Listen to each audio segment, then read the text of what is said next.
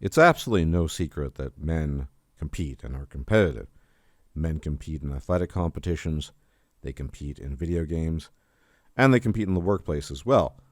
One could say that men enjoy competing on the one hand, but also for lack of a better option, they're forced to compete. Because male competition is ultimately derivative of reproductive needs. Men need to stand out. They need to make a presence for themselves so someone, i.e. women, notice them. Otherwise, they're not reproductively viable. Otherwise, they are not apparent as beings, or rather, as doings. Because if you're not doing something as a man, you basically don't exist. Hence the term, men are human doings and women are human beings.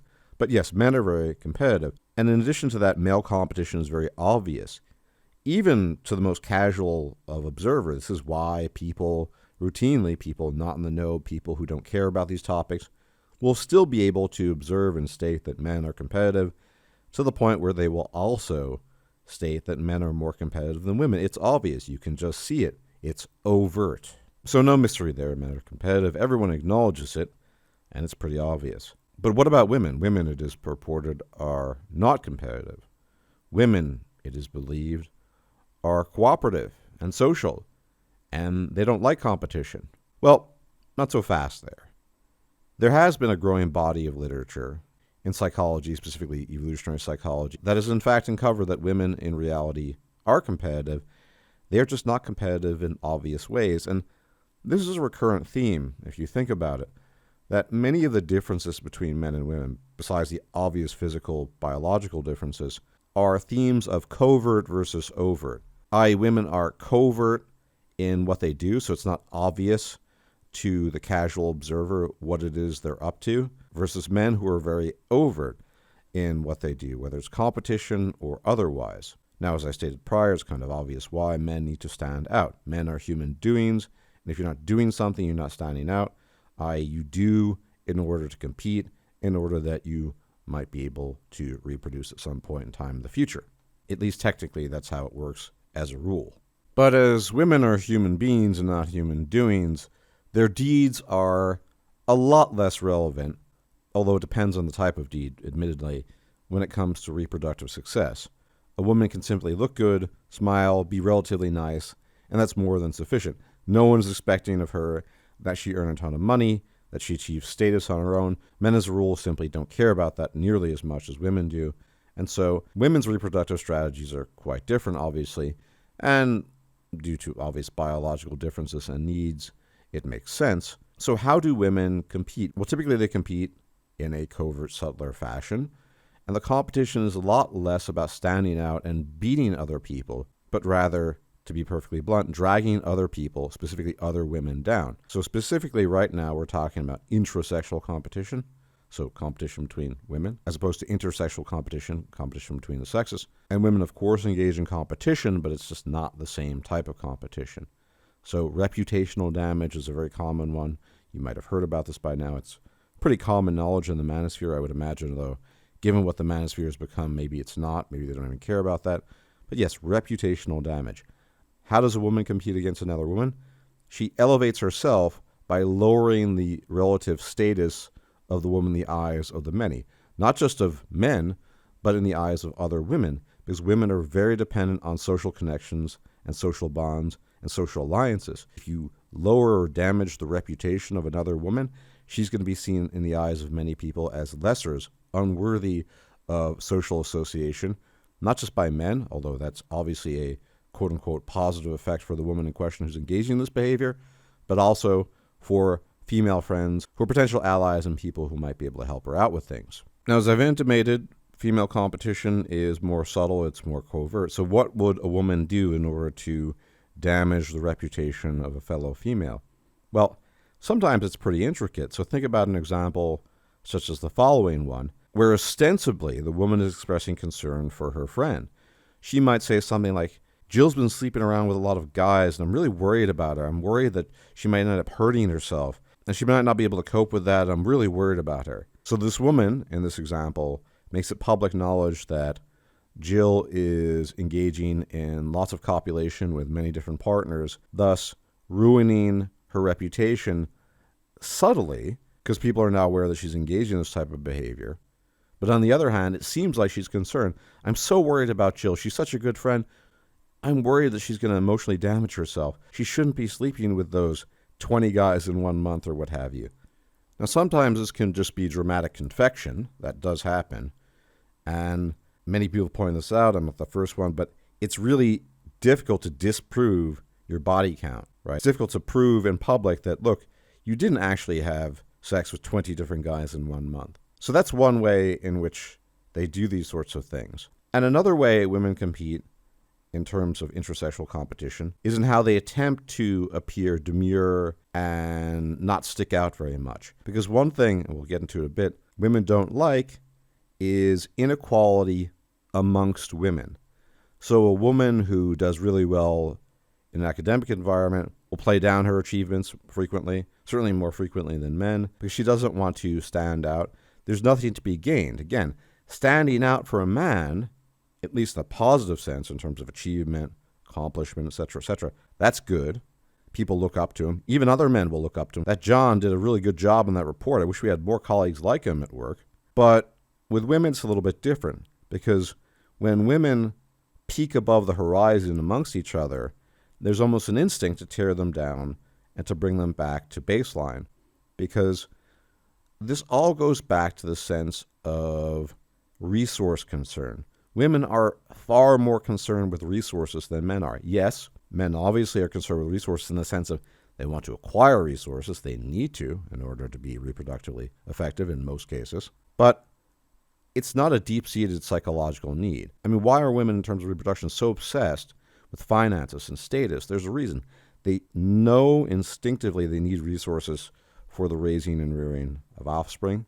And the problem in, say, an ancestral environment, at least hypothetically, is that there might not be enough resources to go around. So intrasexual competition ensues, and they need to make sure that the other women aren't getting as many resources as they are, or at the very least, the resources are being distributed equally.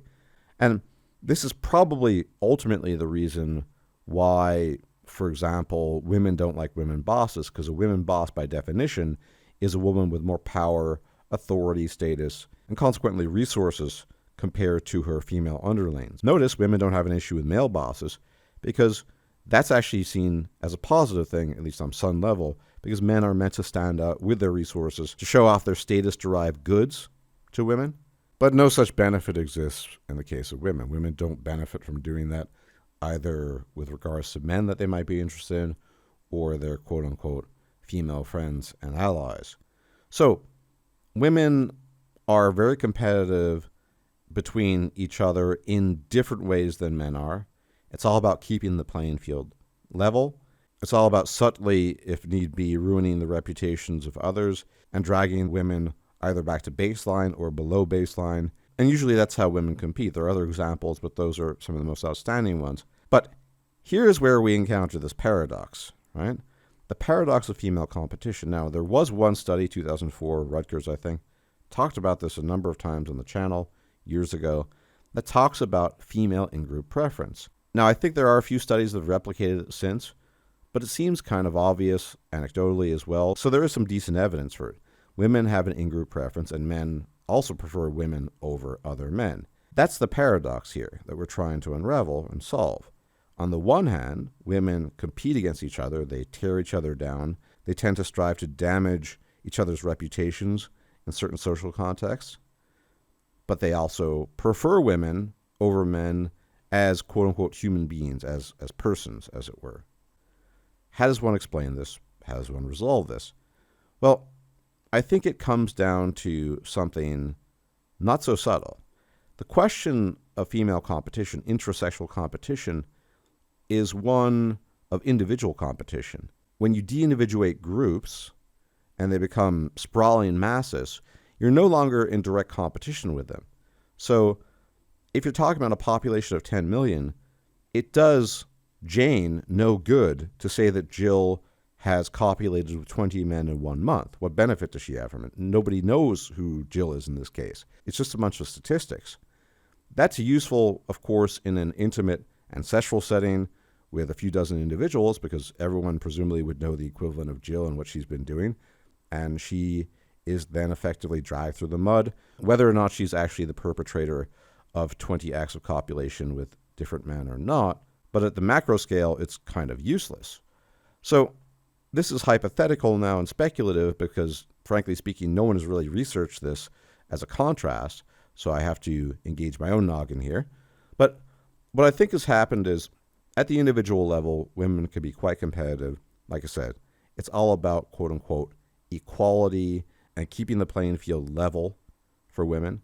They're very concerned about status. This has been replicated in a lot of studies. They're much more worried about other women getting nicer cars, nicer homes, whatever, because that corresponds to status, and then they worry about that.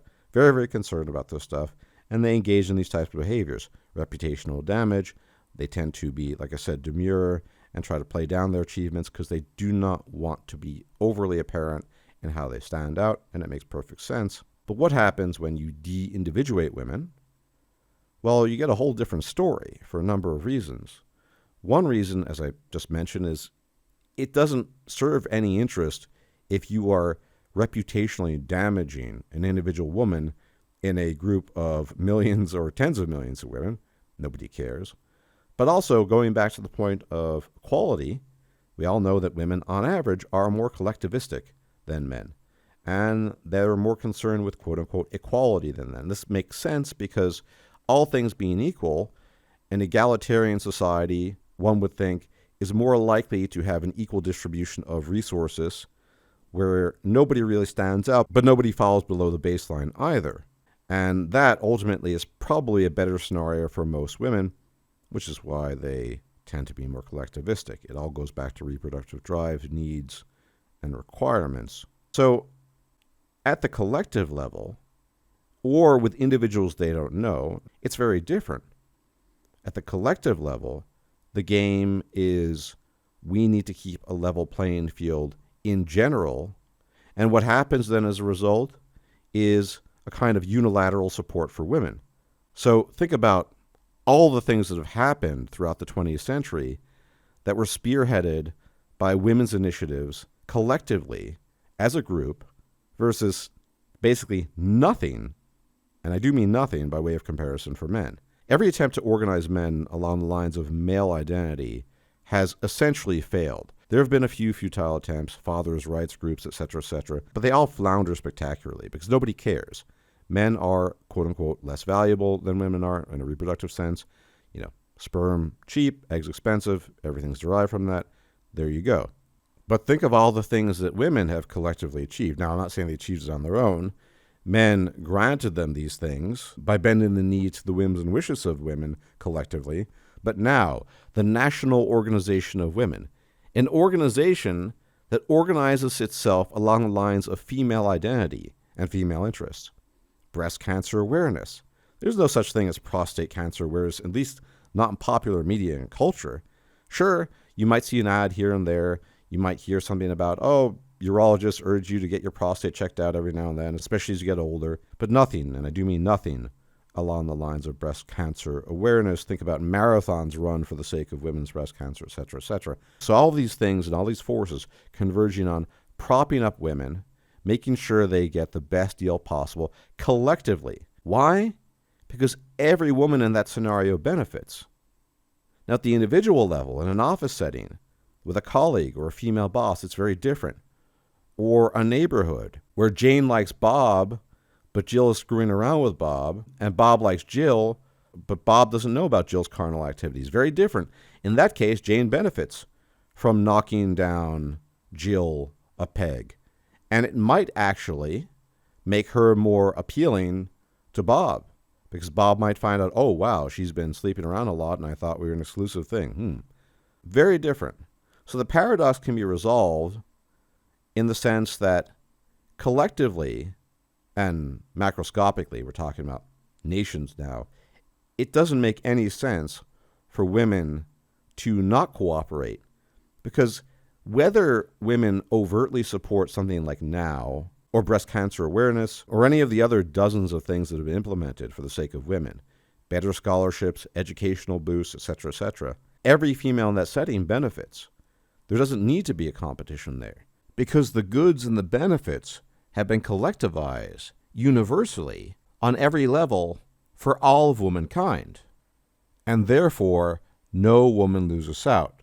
Hence, female in-group preference. It is exclusively beneficial at the macroscopic and de-individuated level for women. At the individual level, in a neighborhood, in an office, in an ancestral community, it's very different because then differences in resource availability and so on and so forth can lead to starkly different outcomes, which will affect individual women in those smaller settings. Women on some instinctual level understand that by engaging in collective action, every one of them benefits. No one really loses out. But then on the more microscopic level, they also instinctively realize that that's not the case. And a lot of it just comes down to psychology, perception, and what have you. Like Susie down the block, her husband earns $300,000 more than Mary's husband.